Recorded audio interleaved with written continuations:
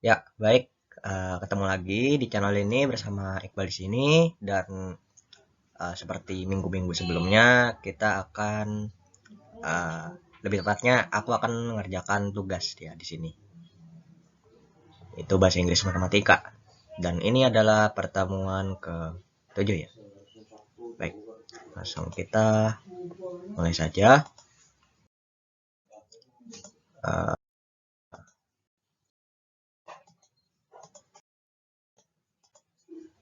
kita mulai dari kosakata dulu seperti biasa. Untuk kosakata yang pertama yaitu ratio. Ratio dalam bahasa Indonesia yaitu artinya perbandingan ya. Dimana perbandingan sendiri adalah sebuah komparasi atau perbandingan antara dua atau lebih bilangan ya yang menunjukkan ukuran atau hubungan satu sama lain gitu. Nah, ini ada contohnya di sini ada 20 orang dalam satu kelompok dan 13 dari mereka itu suka kue dan 7 adalah orang yang suka es krim. Dan perbandingan antara yang suka kue dan suka es krim itu adalah 13 banding 7 ya. Ini salah satu contohnya. Baik, untuk yang berikutnya itu ada proportion. Proportion atau proporsi atau juga perbandingan senilai. Yang kalau yang tadi perbandingan yang ratio tadi itu pakai tanda titik dua ya. Nah, perbandingan senilai ini bedanya ada di uh, ini ya. Pokoknya ada satu. Dia itu lebih ke pecahan kalau perbandingan senilai ini. Tapi dia tetap konsisten ya antara kiri dan kanan. Nah, a sentence that states two comparisons or ratio have the same value.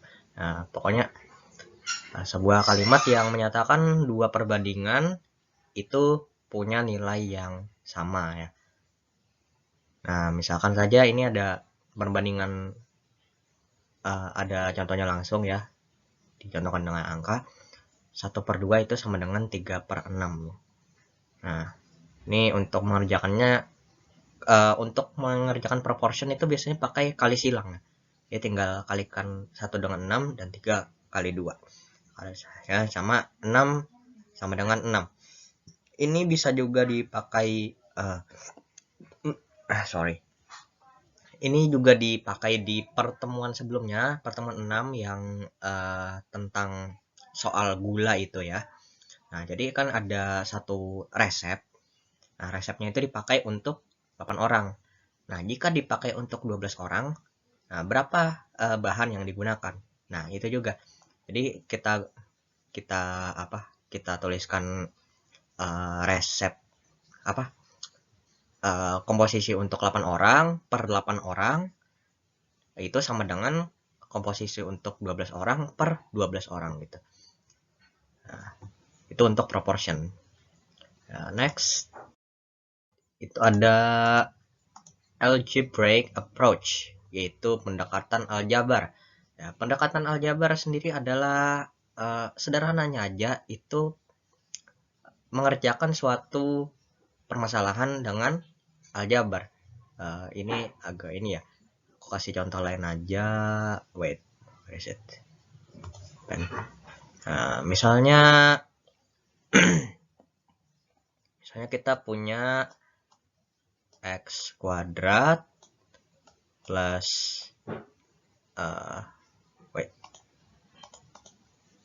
ditambah 2x tambah 1 sama dengan 0 ya.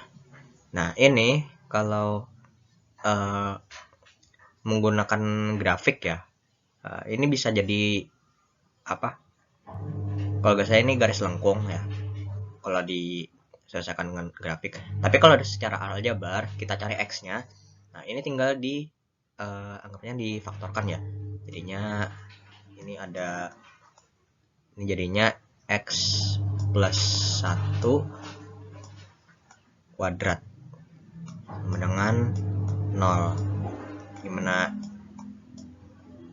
X plus 1 sama dengan 0 dan X itu sama dengan min 1.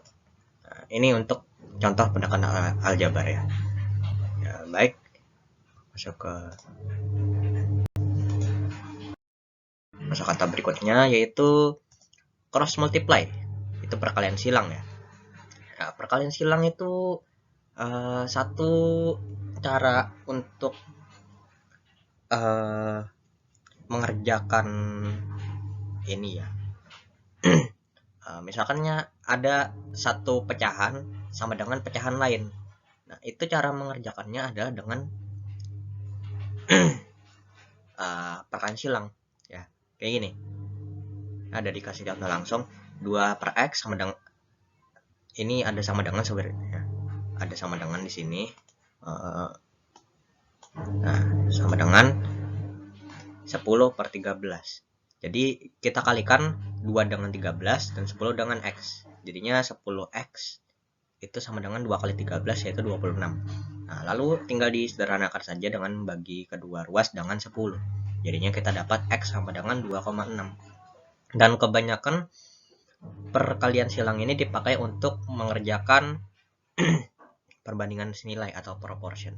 Mana kita akan membahas itu, kita banyak membahas itu hari ini.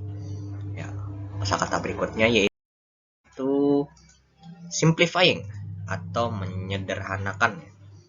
Nah, menyederhanakan kita udah menggunakan maksudnya kita sudah banyak menyederhanakan ini ya, soal-soal atau jawaban di pertemuan-pertemuan sebelumnya. Nah, jadi menyederhanakan sendiri itu adalah sebuah operasi matematika yang tujuannya itu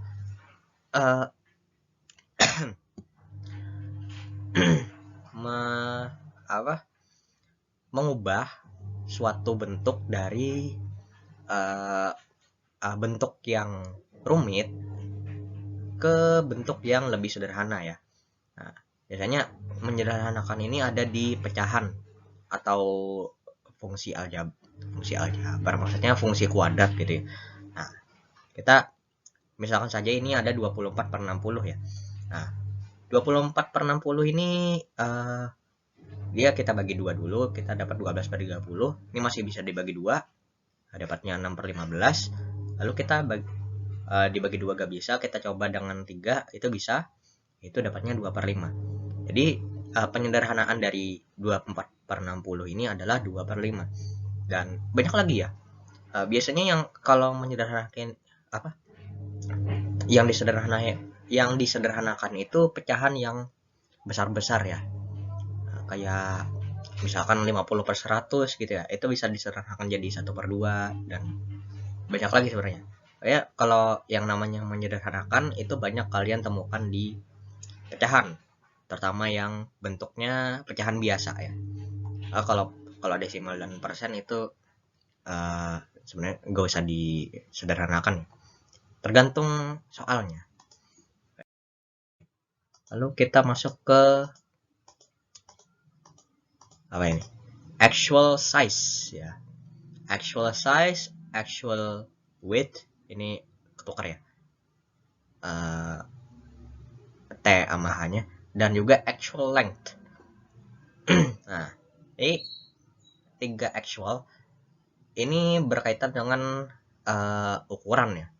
Dalam hal ini banyak dipelajari di materi skala. Nah, actual size itu ukuran sebenarnya. Jadi misalkan ada skala ya, ada suatu skala 1 banding 100 ya, misalkan ini. Nah, 1 banding 100. Nah, di peta atau di skala maksudnya ini misalkan denah ya. Nah, ini 1 ya. Sedangkan yang sebenarnya itu 100.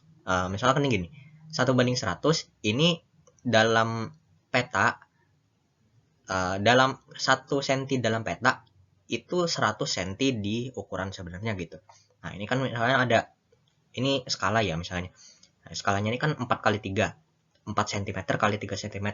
Nah, dalam denah, nah si 4 cm ini kalau diaplikasikan di ukuran sebenarnya itu bakal jadi 400 cm. Dan yang 3 cm ini lebarnya itu bakal di ukuran sebenarnya itu jadi 300 cm. Nah, ini ya. Actual width, lebar sebenarnya ini karena di peta karena di denah 3 cm lalu skalanya itu 1/100, maka dikalikan saja dengan 100. Dan itu juga untuk actual length atau panjang sebenarnya. Nah, lalu ada lagi untuk actual ini ada yang namanya actual kalau actual size itu kita hitung ya. Ini kan diketahui panjang dan lebar. Nah, kalau kita kalikan ini kan jadi luas ya. Jadi luas sebenarnya 300 kali 400 itu bakal jadi 120.000 ya. Ya, itu 120.000 cm kuadrat, dan itu adalah luas sebenarnya dari objek ini. Baik, masuk ke kosakata berikutnya, terus size of width, yaitu ada direct variation. Ini sebenarnya merupakan istilah baru sih, tapi ya sebisa mungkin aku jelasin ya.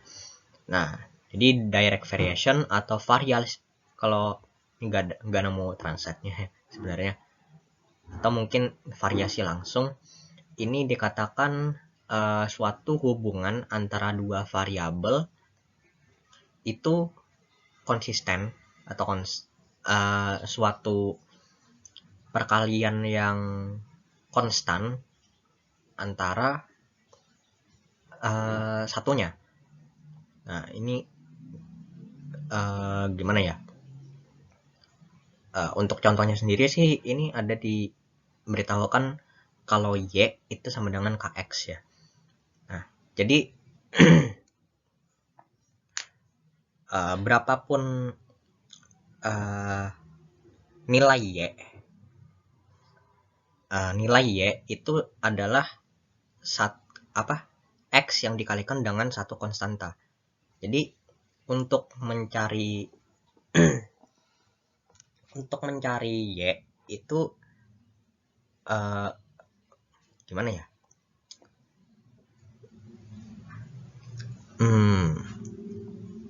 Agak rumit sih untuk menjelasinnya sebenarnya. Pokoknya Y itu pasti suatu nilai X itu dikalikan dengan sesuatu.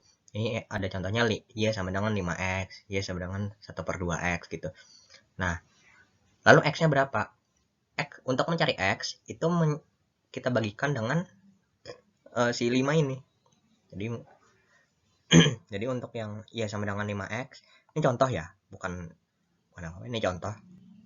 Yang untuk X yang ini itu berarti 1/5 Y, dan untuk Y ini X itu berarti 2Y. Nah, itu buat direct variation. Dan kosakata terakhir yaitu 1/4. Ini kurang U ya. 1/4 yang artinya itu 1/4 ya. 1/4 itu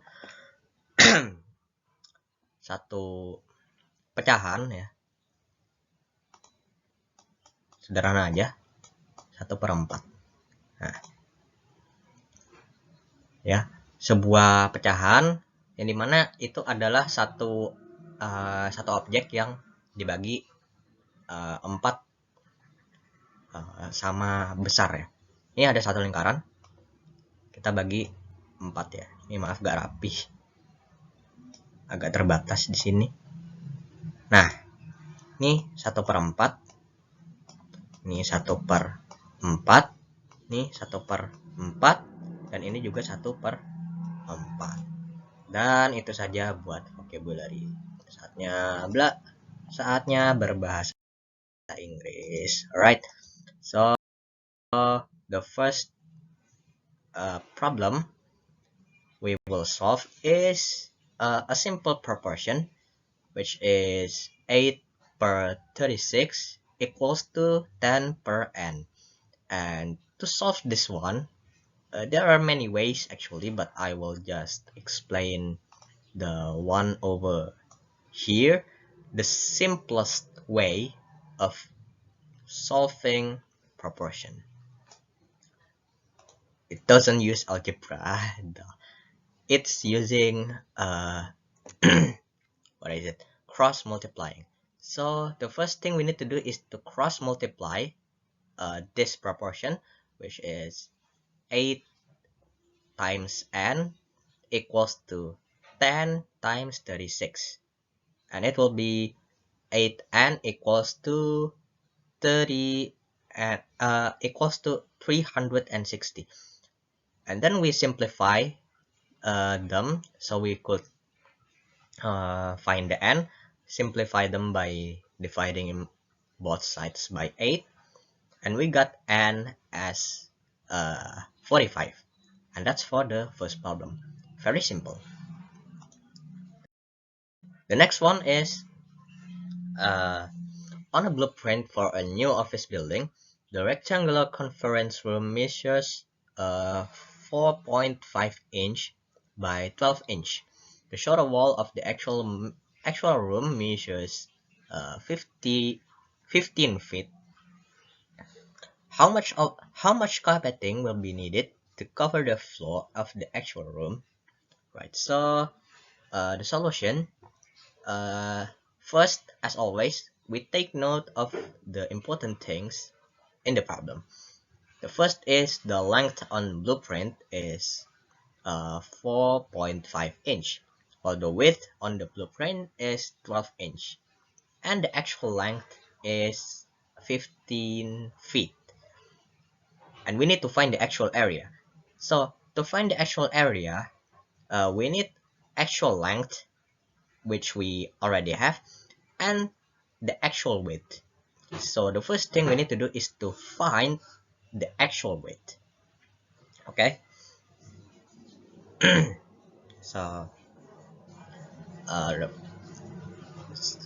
to find the actual width, we need to let w as the actual width. So we need to find the w. For the proportion model, it will be the length on blueprint per actual length equals the width on blueprint per actual width. So substitute all things we know into the proportion model.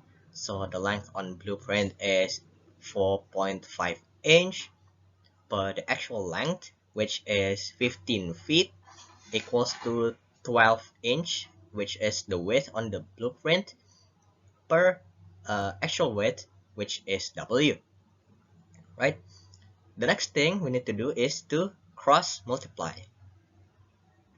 Cross multiply. First, 4.5 inch times W, right, equals to 12 inches times 15 feet. And it will be 4.5 times W inch equals to 180 feet times inch. So we divide both sides by 4.5 inches. So we got the W, right? Both sides have inches, so just divide them with inches.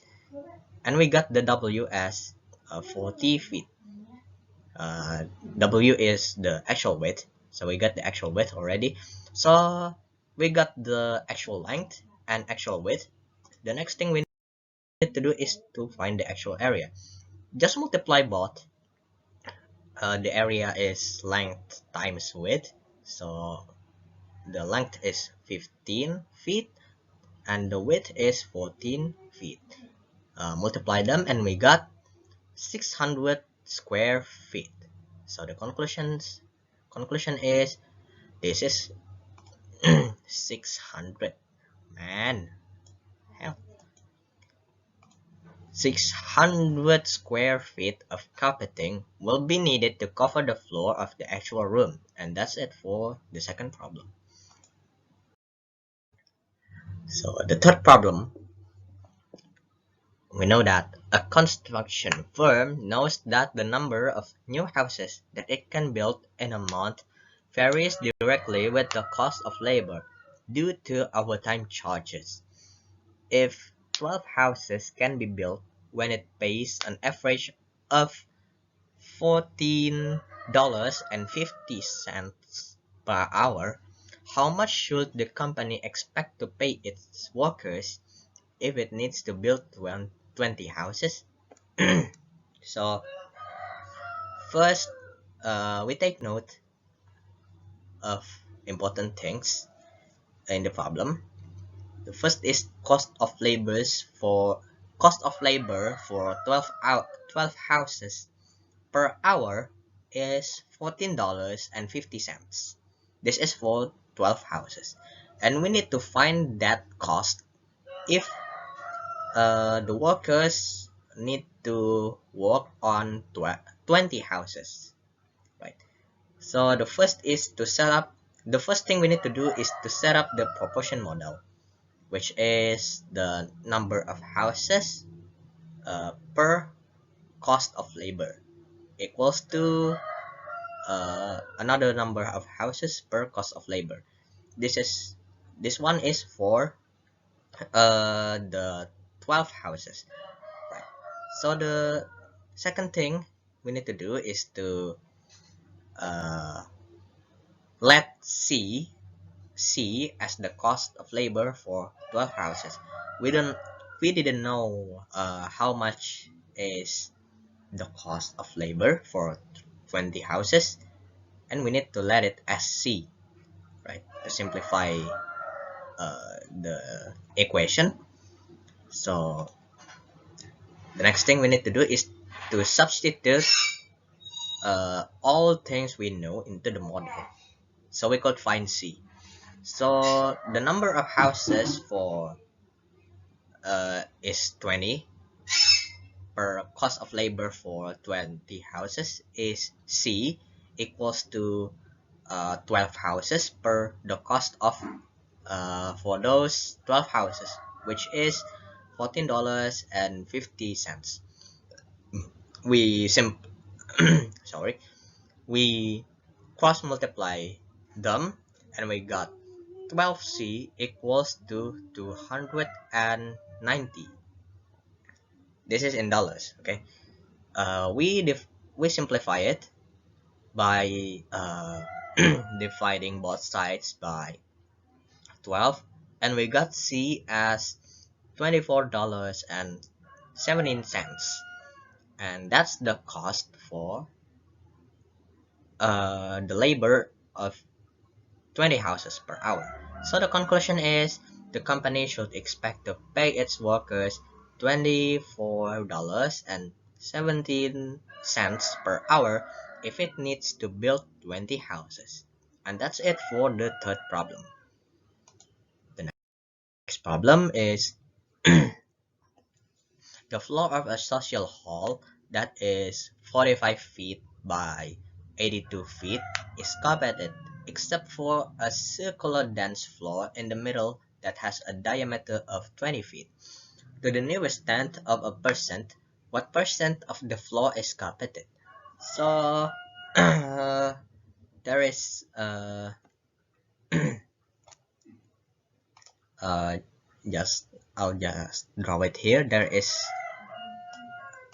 a rectangular, because it has length and width, it will be a rectangular area,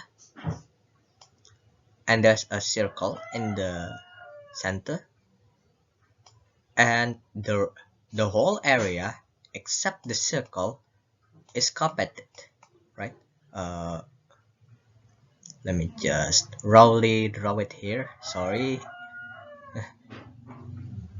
Right, the whole area except for the circle is carpeted, right? So the first thing we need to do is to find the area of the entire room, and the circle. So the area, the entire room, it has a length and width. It will be it's assumed to be a rectangle, so we just multiply them, the length and the width. So multiply 45 and 82, and we got the area of entire room is 3690 square feet. That's the area of the entire room.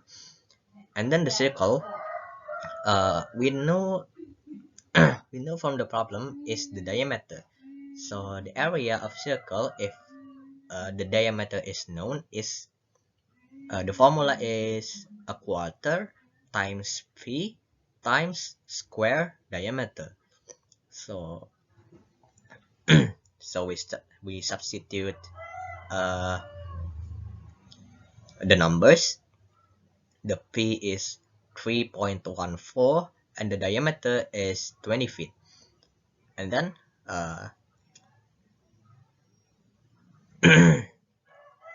doing the math, and then we got the area of circle is 314 square feet.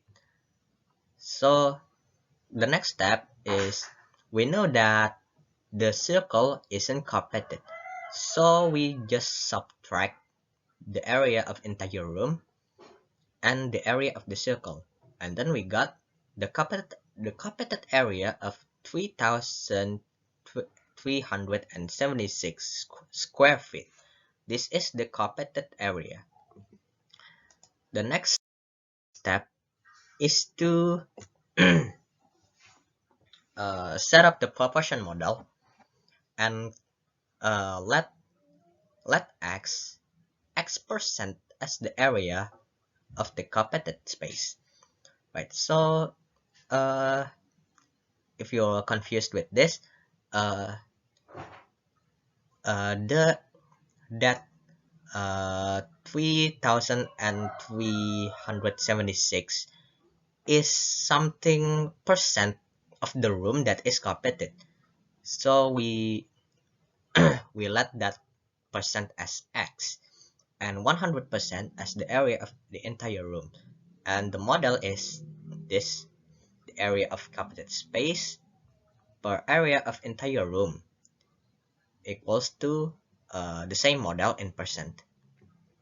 So the next thing we need to do is substitute the area of carpeted space and the area of entire room into the model.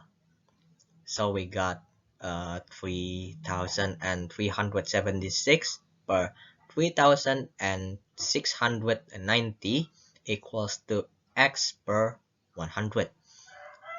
And then we cross multiply this, and we got 3,690x equals to 337,600. This is 600, okay?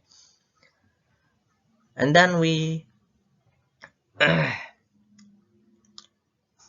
simplify this equation by dividing both sides by 3,690, and we got the x as 91.49, and the problem requires us to find the percent in the nearest tenth, so we round this one into 91.5, and the conclusion is 91.5% of the floor is carpeted.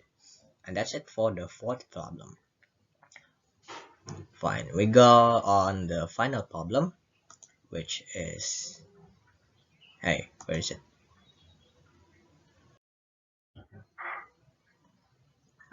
Okay. So the last problem is a certain chemical solution used in manufacturing batteries contains water and acid. Initially, the solution is made with 50 kilograms of dry acid for about 900 liters of water and 900 liters of water. The solution is mixed and left to sit so that the water evaporates until it becomes a 30% acid solution. How much water to the nearest liter has to evaporate for this to be accomplished? So,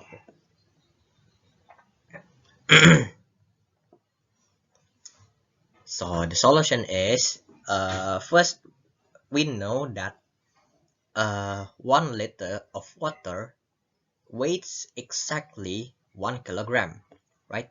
So this 900 liter of water equals to 900 kilograms.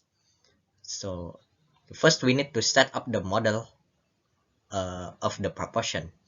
The model is the amount of acid per remaining water plus amount of acid. It's equal to this 30%. So in percent, it will be 30 per 100, right? The next step is to find this remaining water plus amount of acid in the actual size. So let the x as the amount of water that has evaporated. So uh, why we need to find the x? There is no indication of any x in this problem. So we this there is 900 liter of water and 50 kilogram of dry acid. When it mixed, then the water, there is some water that is evaporates, so the water decreased, okay, after adding with the acid. So that's why it will be 900 minus x, right? So the weight after adding the acid will be 900 minus x plus 50, right? So the model for this one is 950 minus x. Right. The next step is to substitute all things we know into the proportion. The amount of acid is 50 and the total weight of the water is 950 minus x. It will be equal to 30 per 100.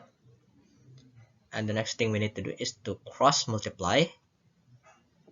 We will got 30 times 950 minus x equals to 5000, and it will be 28,500 minus 30x equals to 5000. We will simplify this by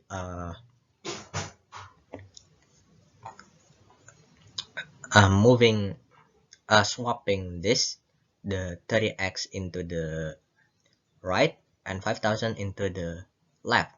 So we could subtract this 28,500 minus 5000. It will be 23,500 equals to 30x.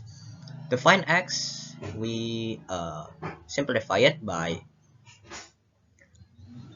dividing both sides by 30, and we got the x as 783 and 1 per 3, and we round it to the nearest liter, and the amount of water that has to be evaporated is 783 liters. And that's it for the final problem.